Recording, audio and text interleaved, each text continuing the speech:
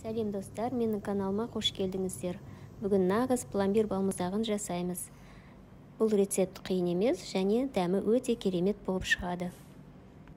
Ол үшін бізге 160 мл сүт, 150 грамм қант, 3 жұмыртқаның сары уызы, 400 мл кілегей, 2 ас қасық қойтылған тәтті сүт және қалауыңызша ванилин экстрактын қосуға болады. Сүтті темір ыдысқа құйып, газға қойып ысытып аламыз, қайнатпаймыз.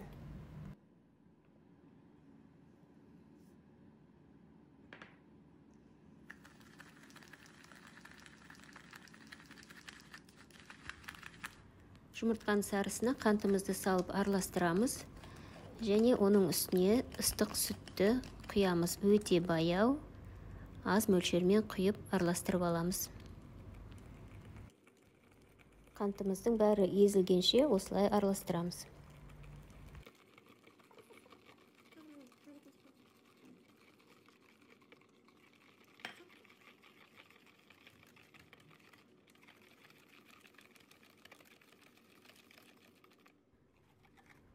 Енді темір ыдысымызға қайтадан құйып, газға өте байы отқа қоямыз. 6-7 минут араластырып тұрамыз. Қайнамау керек, өте байы отта тұру керек.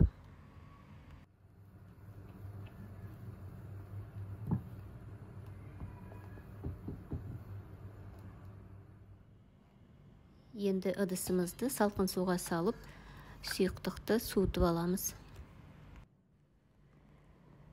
Кілегейімізді, яғни сливкиді шұңғылдау ыдысқа құйып, миксермен әбден қоюланғанша араластырамыз. Кілегейіміз тоңазытқыштан шыққан, өте салқын болу керек.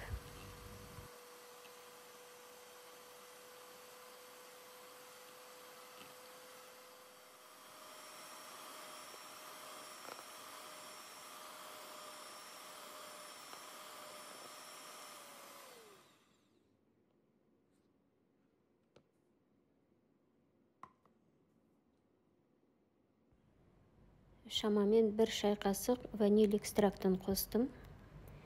Өздеріңіз қалауларыңыз бойынша қоспасаңыздар да болады.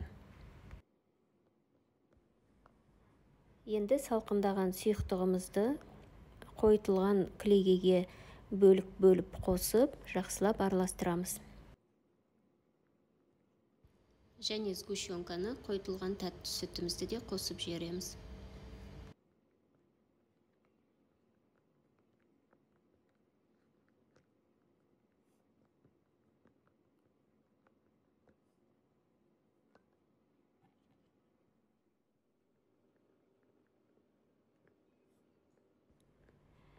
Осымен балмұздақ дайын болды. Енді мұздатқышқа қойып қатыру керек. Шамамен 4-5 сағат жеткілікті. Және арасында 2 немесе 3 рет мұздатқыштан шығарып, араластырып қойсаңыздар, біртекті структура болады және мұз түйіршіктері болмайды.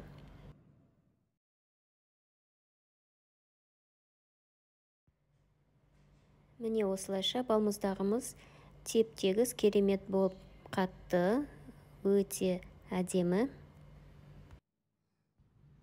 Дәмі өте керемет, бала кезде жеген балмұздақтың дәмінен еш кем емес.